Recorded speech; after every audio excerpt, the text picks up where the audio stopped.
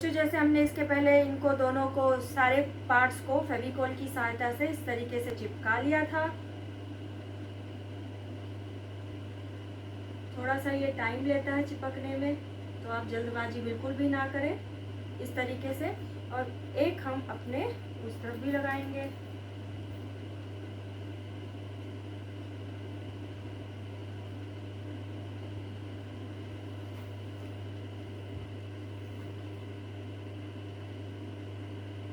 इस तरीके से हम यहाँ पर भी एक अपना कार्डबोर्ड का टुकड़ा लगाएंगे। अब जब तक ये सूखता है उसके पहले हमें अपना मिरर चिपकाने के लिए यहाँ पर एक समकोण का निशान लगाना है स्केल की सहायता से।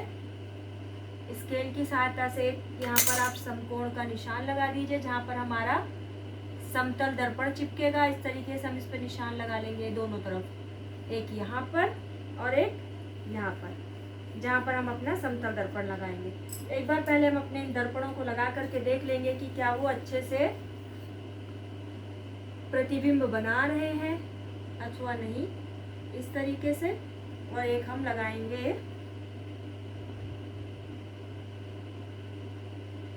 इस तरीके से।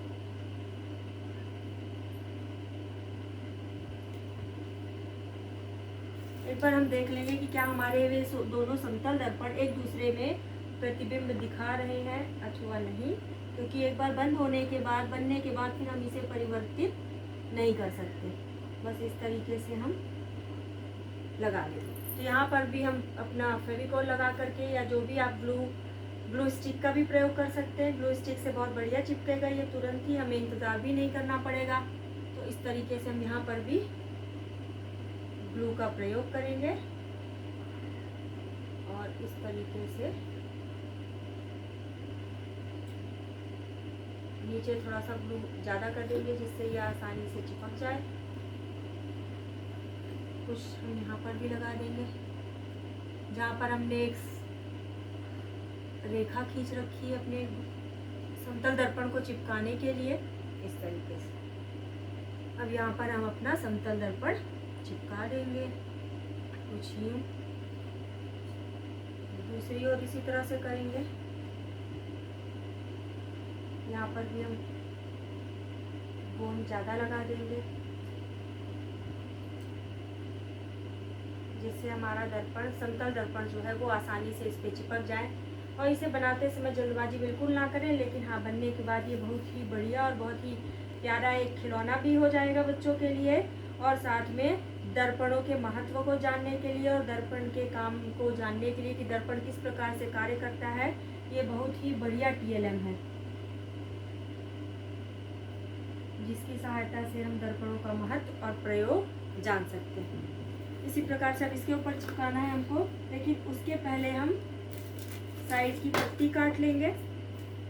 साइड की पट्टी काटने के लिए हम निशान लगा करके तो इस तरह से बराबर बराबर पट्टियाँ काट लेंगे। एक पट्टी हमारी ये है, इसी तरीके से और इसी के बराबर। हमारे कार्डबोर्ड का प्रत्येक टुकड़ा हमारे काम में आ जाएगा। अब इन दोनों पट्टियों को हम देखेंगे कि बराबर है या नहीं। बराबर ना हो तो बराबर कर लेंगे। यहाँ पर थोड़ी सी छोटी बड़ी है, इसको हमने बराबर कर लिया बच्चों। इस तरीके से हमने बराबर कर लिया। अब इन दो पट्टियों को भी हम इस तरीके से अपने इस दर्पण के साथ सटा करके इसको भी हम चिपकाएंगे अंदर की तरफ। थोड़ा सा आप ग्लू का प्रयोग ज़्यादा करें जिससे ये बहुत ही अच्छे तरीके से चिपक जाए। अब यहाँ पर हमने यहाँ पर हमने पट्टी का प्रयोग किया। थोड़ा सा जो पट्टी हमारी है वो कुछ ऊंची है, जिसे हम थोड़ा सा छोटा कर लेंगे। ऊंची है जिसकी वजह से हमारा ऊपर वाला हिस्सा जो है वो प्रभावित होगा, इसलिए इसको थोड़ा सा छोटा कर लेंगे इस तरीके से। अब इसे चिपकने के लिए हम थोड़ा सा टाइम देंगे जिससे ये अच्छे से चिपक जाए। इसी तरह से हम दूसरी तरफ भी करेंगे।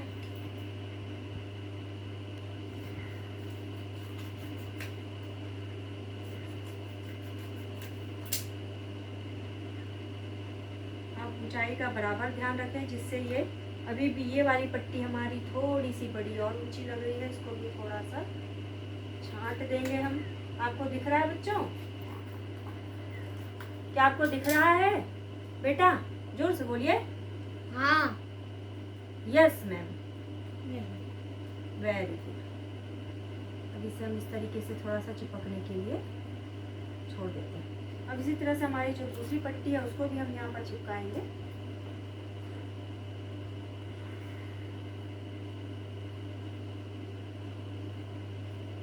इस तरीके से बस ये हमारा जो पेरिस्कोप है वो अपनी आखिरी अवस्था में है, बस ये बन करके तैयार ही होने वाला है। और इस तरीके से हम यहाँ पर भी एक पट्टी लगा देंगे। इस तरीके से हमारी जो पट्टी है वो पूरी तरह से तैयार हो चुकी है। नीचे वाला जो हमारा बेस है वो पूरा तैयार हो चुका है। थोड़ा सा ग्लू का प्रयोग ज़्यादा करेंगे बच्चों। अब ये फाइनल हम इसके ऊपर अपना आखिरी वो रखने जा रहे हैं और हमारा पेरिस्कोप बन करके तैयार हो जाएगा। तो एक बार हम इसके ऊपर ग्लू लगा देंगे। इसके सभी किनारों में लगाएंगे क्योंकि ये सबसे ऊपर सभी को कवर करता हुआ रहेगा।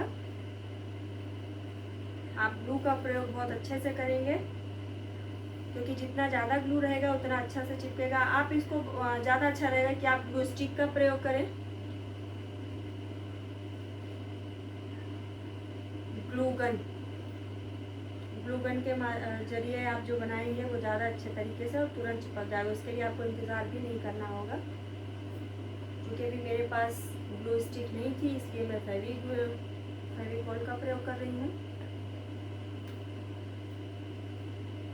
और इस तरीके से ये हमारा जो पेरिस्कोप है वो बस तैयार। ये हमारा, इसको हम सूखने देते हैं। तो बच्चों जब तक ये सूख रहा है तब तक मेरे पास एक पहले से बना हुआ ग्लू पेरिस्कोप जो रखा हुआ है वो मैं आपको दिखाना चाहूँगी।